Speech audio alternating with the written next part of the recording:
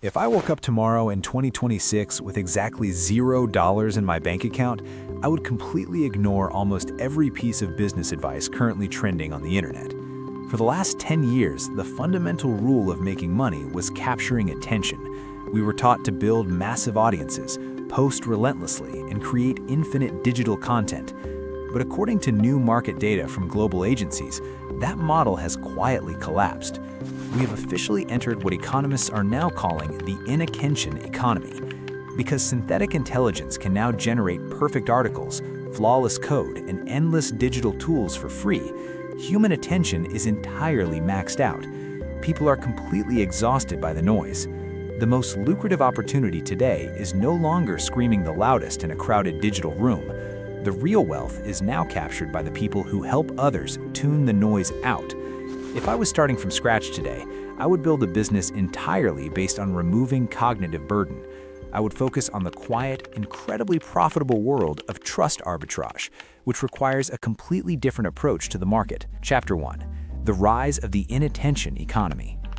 To understand how to make money right now, we first need to understand why the old methods stopped working. We spent decades treating information as a scarce, valuable resource. If you knew how to do something complex, people happily paid you to teach them. Today, the collective knowledge of human history is available instantly, perfectly summarized, at zero cost. Information has experienced hyperinflation, making it practically worthless as a standalone product.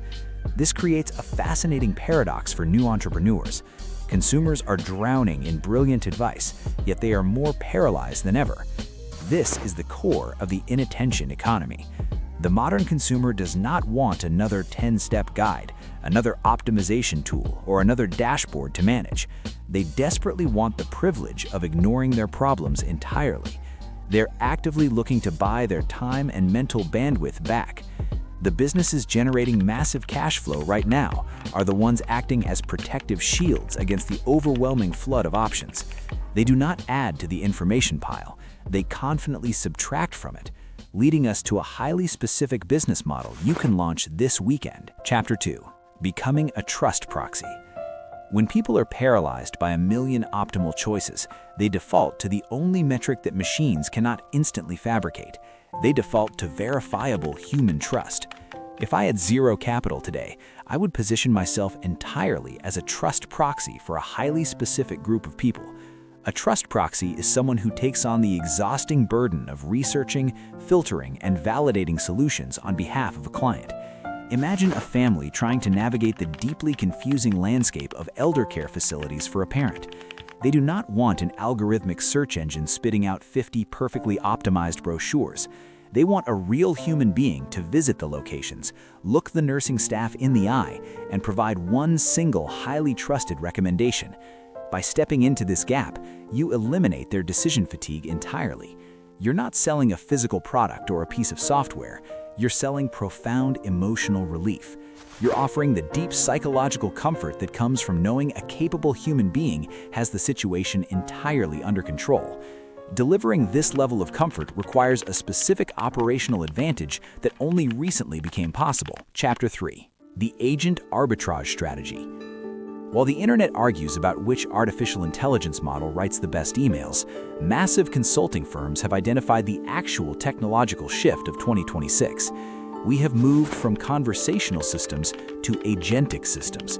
These are autonomous digital workers capable of executing complex, multi-step workflows without supervision. This is where your leverage comes from when starting with $0. You do not need to build these systems, you simply need to orchestrate them.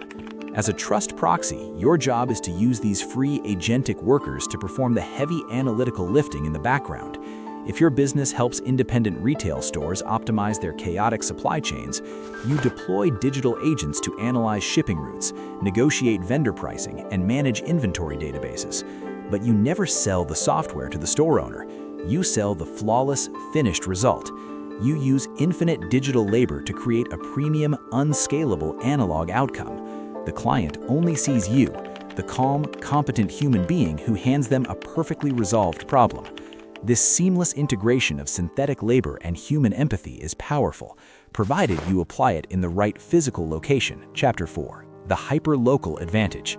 The most common mistake beginners make is trying to launch a global business on day one. When you compete globally, you are immediately competing against the smartest engineers and the cheapest labor on the planet. In 2026, the smartest strategy is to aggressively retreat to your immediate physical geography. Corporate data shows a massive cultural shift toward local repatriation. People are deeply craving physical community and tangible interactions.